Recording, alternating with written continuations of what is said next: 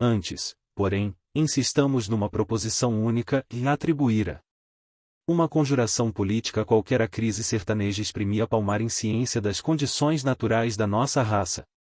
Considerações. O caso, vimo-lo anteriormente, era mais complexo e mais interessante. Envolvia dados entre os quais nada valiam os sonâmbulos erradios imersos no sonho da restauração imperial. E esta insciência ocasionou desastres maiores que os das expedições destroçadas. Revelou que pouco nos avantajáramos aos rudes patrícios retardatários. Estes, ao menos, eram lógicos. Insulado no espaço e no tempo, o jagunço, um anacronismo étnico, só podia fazer o que fez: bater terrivelmente a nacionalidade que, depois de o enjeitar cerca de 3 séculos, procurava levá-lo para os deslumbramentos da nossa idade dentro de um quadrado de baionetas, mostrando-lhe o brilho da civilização através do clarão de descargas. Reagiu. Era natural. O que surpreende é a surpresa originada por tal fato. Canudos era uma tapera miserável, fora dos nossos mapas, perdida no deserto, aparecendo, indecifrável, como uma página truncada e sem número das nossas tradições. Só sugeria um conceito, e é que, assim como os estratos geológicos não raro se perturbam, invertidos, sotopondo-se uma formação moderna a uma formação antiga, a estratificação moral dos povos por sua vez também se baralha, e se inverte, e ondula riçada de sinclinais abruptas, estalando em faltos, por onde rompem velhos estádios há muito percorridos. Sob tal aspecto era, antes de tudo, um ensinamento e poderia ter despertado uma grande curiosidade. A mesma curiosidade do arqueólogo ao deparar as palafitas de uma aldeia lacustre, junto a uma cidade industrial da Suíça. Entre nós, de um modo geral, despertou rancores. Não vimos o traço superior do acontecimento. Aquele afloramento originalíssimo do passado, patenteando todas as falhas da nossa evolução, era um belo ensejo para estudarmos-las, corrigirmos-las ou anularmos-las. Não entendemos a lição eloquente. Na primeira cidade da República, os patriotas satisfizeram-se com o auto de fé de alguns jornais adversos, e o governo começou a agir. Agir era isto, a agremiar batalhões. Versões disparatadas. As primeiras notícias do desastre prolongaram por muitos dias a agitação em todo o país. A parte de combate do Major Cunha Matos, deficientíssima, mal indicando as fases capitais da ação, eivada de erros singulares, tinha apenas a eloquência do alvoroço com que fora escrita. Incutia-nos que aliam o pensamento de uma hecatombe, ulteriormente agravada de outras informações. E estas, instáveis, acirrando não crescendo a comoção e a curiosidade públicas, desencontradamente, lardeadas de afirmativas contraditórias, derivavam pelos espíritos inquietos num desfiar de conjeturas intermináveis. Não havia acertar no abstruso das opiniões com a mais breve noção sobre as coisas.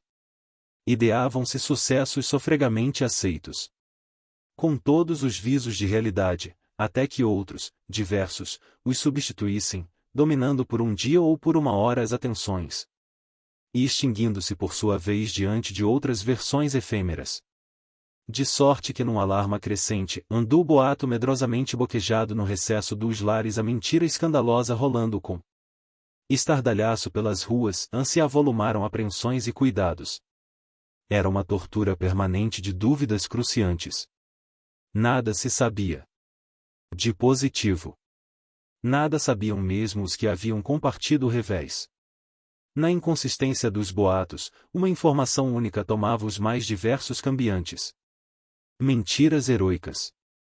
Afirmava-se, o coronel Tamarindo não fora morto, salvara-se valorosamente, com um punhado de companheiros leais, e estava a caminho de Queimadas. contravinha-se e salvara-se, mas estava gravemente ferido em Maçacará, onde chegará exausto. Depois uma afirmativa lúgubre, o infeliz oficial fora de fato trucidado. E assim em seguida.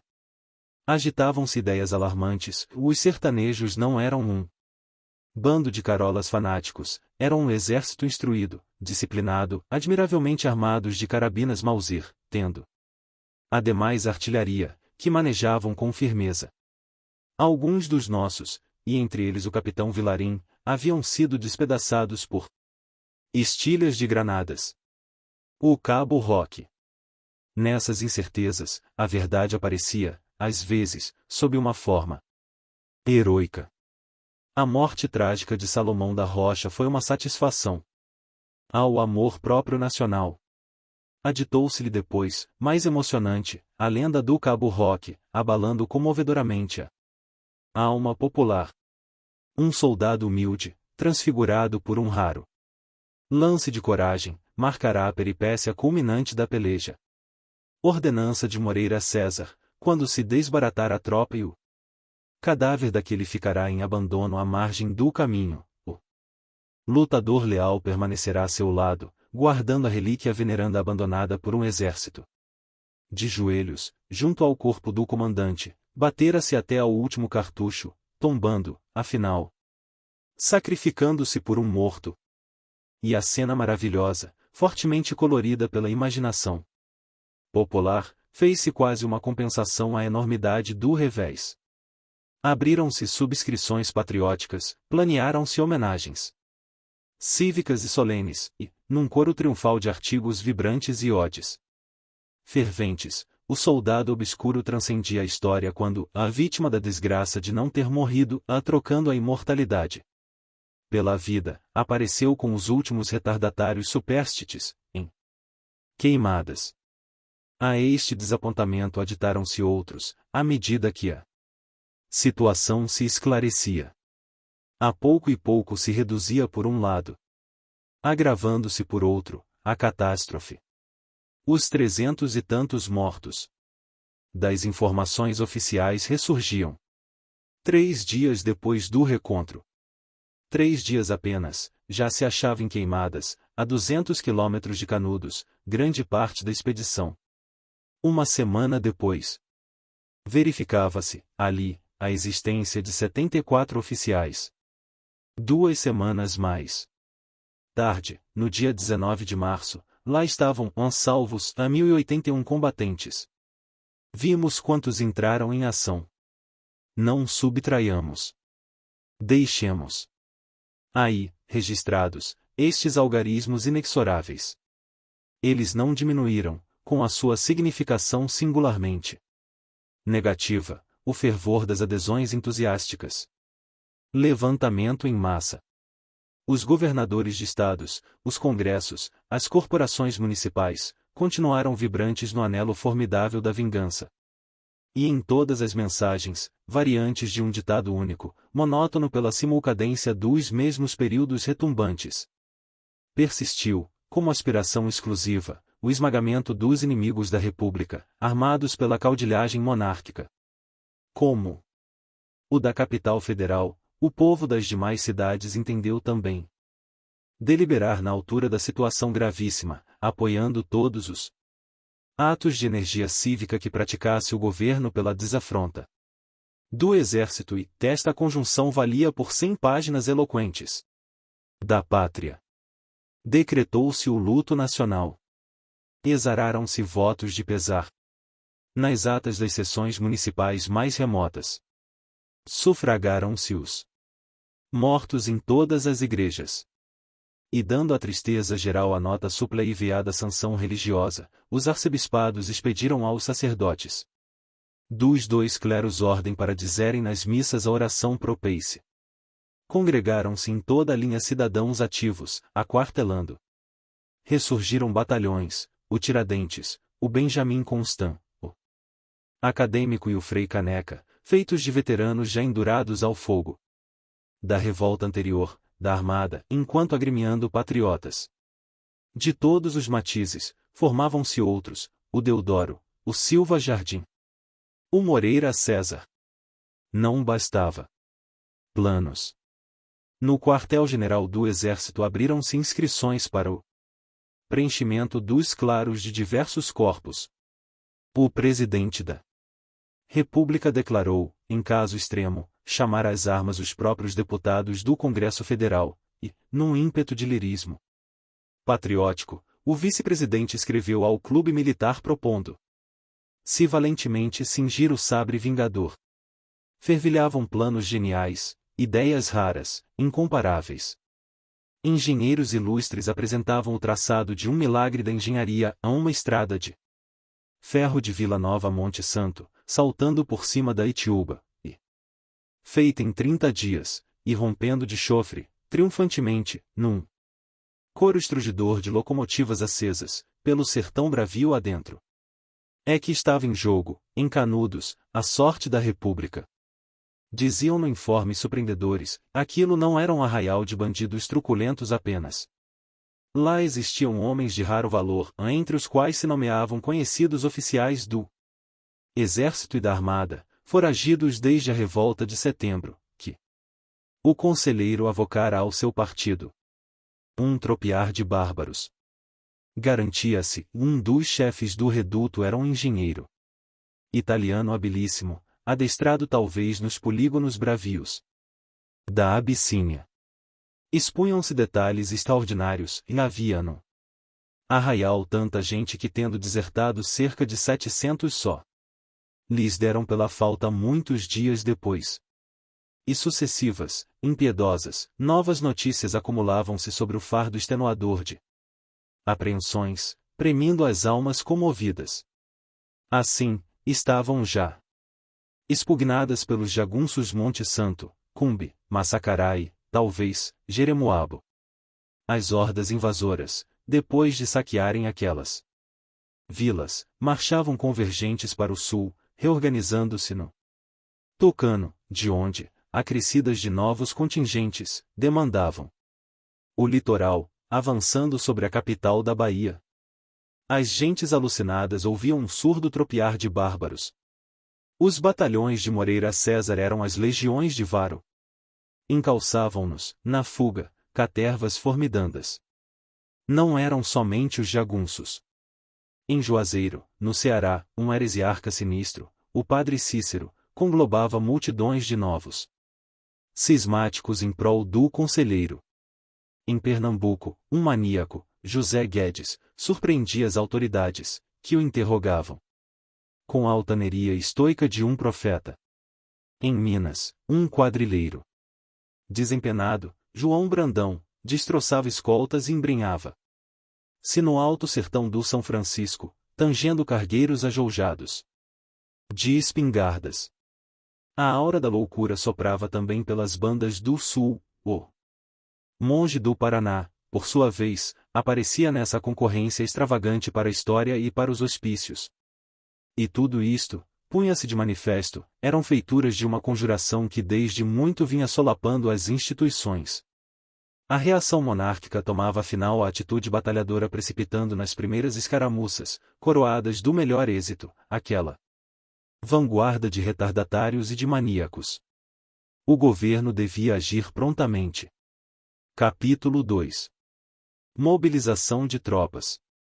Deslocaram-se batalhões de todos os estados, 12º, 25º, 30º, 31º, 32º, do Rio Grande do Sul, o 27º, da Paraíba, o 34º, do Rio Grande do Norte, o 33º e o 35º, do Piauí, o 5º, do Maranhão, o 4º, do Pará, o 26º, de Sergipe, o 14º e o 5º, de Pernambuco, o 2º, do Ceará, o 5º e parte do 9º de Cavalaria, Regimento de Artilharia da Capital Federal, o 7º, o 9º e o 16º, da Bahia.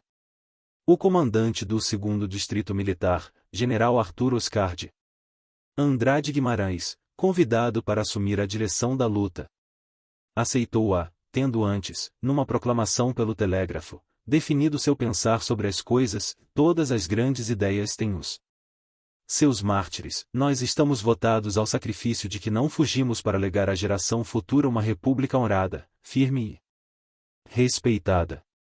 A mesma nota em tudo, era preciso salvar a república. Concentração em Queimadas. As tropas convergiam na Bahia. Chegavam àquela capital em batalhões destacados e seguiam imediatamente para Queimadas.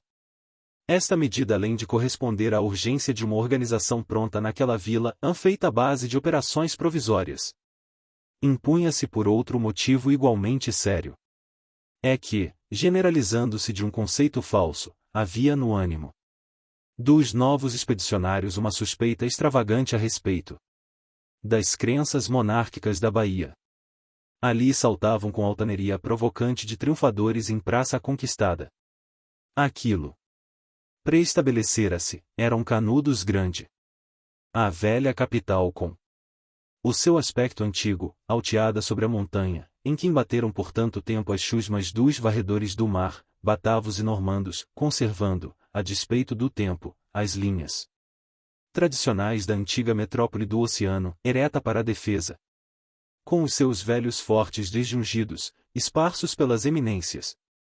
Acrópoles desmanteladas, canhoneiras abertas para o mar, com as suas ladeiras a prumo, envesgando pela montanha segundo o mesmo traçado das trincheiras de taipa de Tomé de Souza e com as suas ruas estreitas embaralhadas pelas quais passaria hoje Fernão Cardim ou Gabriel Soares sem notar diferenças sensíveis.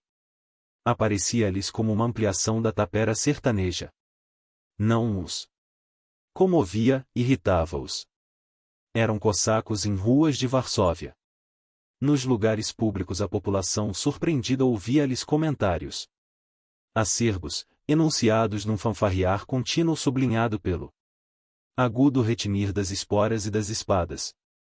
E a animadversão gratuita, dia a dia avolumando-se, traduzia-se ao cabo em desacatos e desmandos.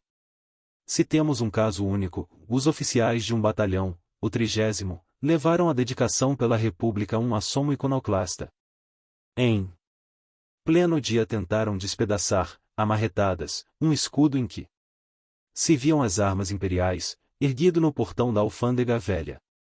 A soldadesca por seu lado, assim edificada, exercitava-se em correrias e conflitos. A paixão patriótica roçava, derrancada, pela insânia. A imprensa e a mocidade do Norte, afinal, protestaram e, mais eloquente que as mensagens então feitas, falava em toda a parte o descontentamento popular, prestes a explodir. Organiza-se a 4ª expedição.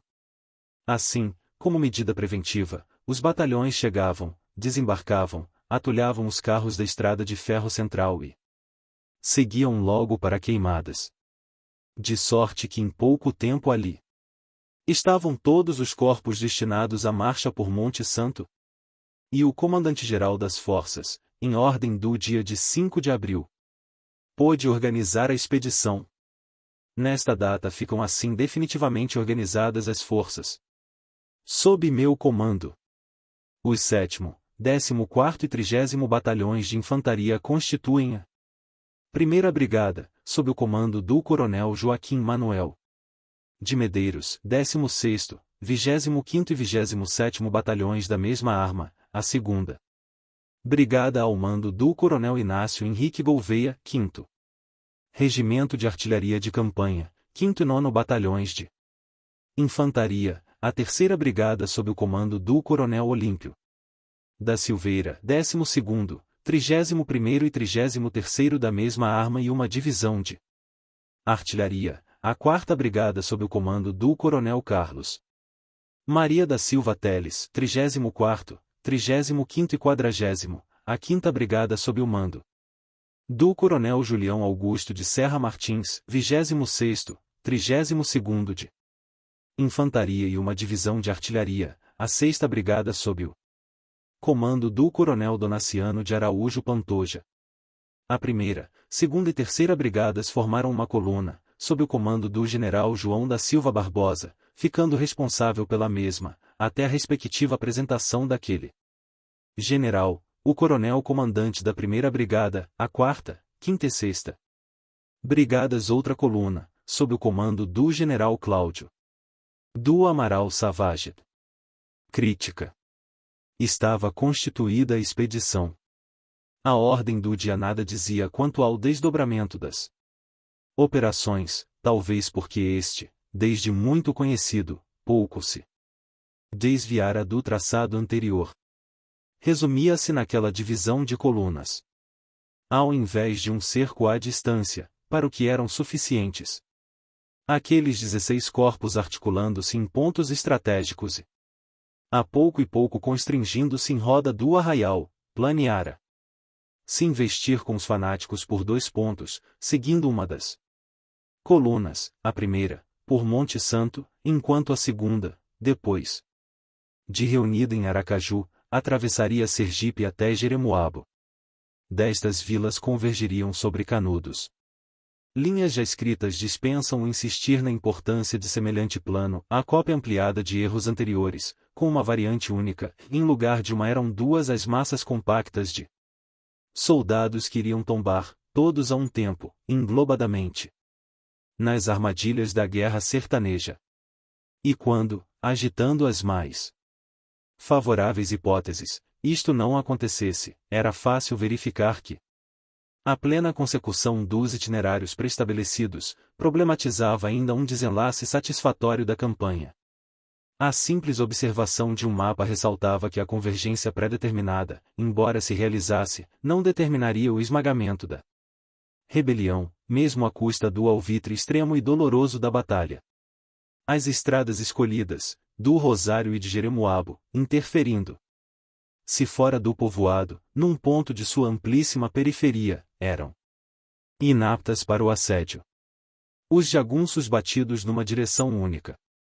No quadrante de sudeste, tinham, caso fossem desbaratados, francos, para o ocidente e para o norte, os caminhos do Cambaio, do Uauá e da Várzea da Ema, todo o vasto sertão do São Francisco. Asilo impenetrável a que se acolheriam a salvo e onde se aprestariam para a réplica. Ora, a consideração desse abandono em massa do arraial raiava pelo mais exagerado otimismo. Os sertanejos resistiriam, como resistiram, e reagindo aos assaltos feitos apenas por um único flanco, teriam como tiveram, pelos outros, 1000 portas por onde comunicarem com as cercanias e abastecerem-se à vontade. Eram circunstâncias fáceis de deduzirem-se. E, previstas, apontavam naturalmente um corretivo único, uma terceira coluna, que, partindo de Juazeiro ou Vila Nova, e vencendo uma distância equiparada às percorridas pelas outras, com elas convergisse, trancando a pouco e pouco aquelas estradas, originando por fim um bloqueio efetivo. Não se cogitou, porém, desta divisão suplementar indispensável. Não havia tempo para tal.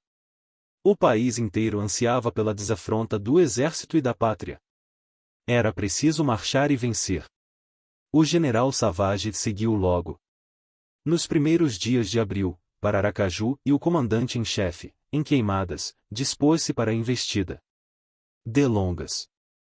Mas esta só se realizaria 2 meses depois, em fins de junho. Os lutadores, soldados e patriotas chegavam à obscura estação da Estrada de Ferro do São Francisco e quedavam impotentes para a partida. O grande movimento de armas de março fora uma ilusão. Não tínhamos exército na significação real do termo em que se inclui. Mais valiosa que a existência de alguns milhares de homens e espingardas, uma direção administrativa, técnica e tática, definida por um Estado-Maior enfeixando todos os serviços, desde o transporte das viaturas aos lineamentos superiores da estratégia, órgão preparador por excelência das operações militares. Faltava tudo. Não havia um serviço de fornecimento organizado, de sorte que numa base de operações provisória, presa ao litoral por uma estrada de ferro, foi impossível conseguir-se um depósito de víveres. Não havia um serviço de transporte suficiente para cerca de 100 toneladas de munições de guerra. Por fim não havia soldados, os carregadores de armas, que por ali desembarcavam, não vinham dos polígonos de tiro, ou campos de manobra. Os batalhões chegavam, alguns desfalcados, menores que companhias, com o armamento estragado e carecendo das noções táticas mais simples. Era preciso completá-los, armá-los, vesti-los, municiá-los, adestrá-los e instruí-los. Queimadas fez-se um viveiro de recrutas e um campo de instrução. Os dias começaram a escoar-se monotonamente em evoluções e manobras, ou exercícios de fogo, numa linha de tiro improvisada num sulco aberto na caatinga próxima.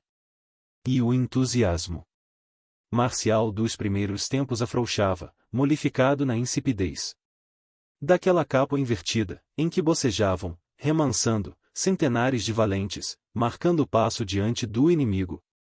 Dali seguiram, batalhão por batalhão, iludindo em transporte parcial a carência de viaturas, para Monte Santo, onde a situação não variou. Continuaram até meados de junho os mesmos exercícios e a mesma existência aleatória de mais de 3.000 homens em armas, dispostos aos combates mais impotentes para a partida. E registremos esta circunstância singularíssima, vivendo à custa dos recursos ocasionais de um município pobre talado pelas expedições anteriores. A custo terminara-se a linha telegráfica de Queimadas, pela Comissão de Engenheiros Militares, dirigida pelo Tenente-Coronel Siqueira de Menezes. E foi a única coisa apreciável durante tanto tempo perdido. O comandante em chefe, sem carretas para o transporte de munições, desapercebido dos mais elementares recursos, quedava-se, sem deliberar, diante da tropa acampada, e mal avitualhada por alguns bois magros e famintos dispersos em torno sobre as macegas secas das várzeas. O deputado do quartel mestre-general não conseguirá sequer um serviço regular de comboios, que partindo de Queimadas abastecessem a base das operações, de modo a armazenar reservas capazes de sustentar por 8 dias a tropa. De sorte que ao chegar o mês de julho, quando a segunda coluna, atravessando Sergipe, se abeirava de Jeremoabo, não havia em Monte Santo um único saco de farinha em depósito. A penúria e uns como prenúncios de fome condenavam à imobilidade a divisão em que se achava o principal chefe da campanha. Esta estagnação desalentava os soldados e alarmava o país. Como um diversivo, ou um pretexto de afastar por alguns dias de Monte Santo 1.000 e tantos concorrentes aos escassos recursos da coluna, 2 brigadas seguiram em reconhecimentos inúteis até Alcumbe e Massacará. Foi o único movimento militar realizado e não teve sequer o valor de aplacar a impaciência dos expedicionários. Uma delas, a 3ª de Infantaria, recém-formada com o 5º e o 9º batalhões de artilharia, porque esta se reconstituíra com a anexação de uma bateria de tiro rápido e com o 7º destacado da 1ª. Estava sob o comando de um oficial incomparável no combate, mas de temperamento irrequieto demais para aquela apatia. E ao chegar a Massacará, depois de prear em caminho alguns cargueiros que demandavam o arraial sedicioso, em vez de volver à base de operações esteve na iminência de seguir, isolada, pela estrada do Rosário, para o centro da luta. O coronel Thompson Flores, planeando este movimento indisciplinado e temerário, mal contido pela sua oficialidade, delatava, bem que exagerada pelo seu forte temperamento nervoso, a situação moral dos combatentes. Revoltava-os a todos a imobilidade em que se amortecera o arranco marcial dos primeiros dias. Estremeciam muitos imaginando o desapontamento de receberem, de improviso, a nova tomada de Canudos pelo general Savage. Calculavam os efeitos daquela dilação ante a opinião pública ansiosa por um desenlace e consideravam quão útil se tornaria ao adversário, alentado por 3 vitórias, aquele armistício de 3 meses. Esta última consideração era capital. Não há um plano de campanha. O general Arthur Oscar determinou de agir traçando, a 19 de junho, a ordem do dia da partida na qual deixa a imparcialidade da história justificativa de tal demora. Sem o laconismo próprio de tais documentos, o general, após augurar inevitável vitória sobre a gente de Antônio Conselheiro. O inimigo da República aponta às tropas os perigos que as saltearão à entrada do sertão, onde o inimigo as atacará pela retaguarda e flancos no meio daquelas matas infelizes ceivadas de caminhos obstruídos, trincheiras, surpresas de toda a sorte, e tudo quanto a guerra tem de mais odioso. Em que pese a sua literatura alarmante, eram dados verdadeiros, estes. A comissão de engenharia realizará reconhecimentos. Acodes no afirmarem, mais viva, a aspereza do solo, cujos traços topográficos impunham três condições ao favorável sucesso da campanha em forças bem abastecidas, que dispensassem os recursos das paragens pobres, mobilidade máxima, e plasticidade, que as adaptasse bem às flexuras do terreno revolto e agro. Crítica. Eram três requisitos essenciais, completando-se. Mas nenhum só foi satisfeito. As tropas partiriam da base de operações à meia ração. Seguiriam chumbadas as toneladas de um canhão de sítio. E avançariam em brigadas cujos batalhões, a 4 de fundo, guardavam escasso intervalo de poucos metros,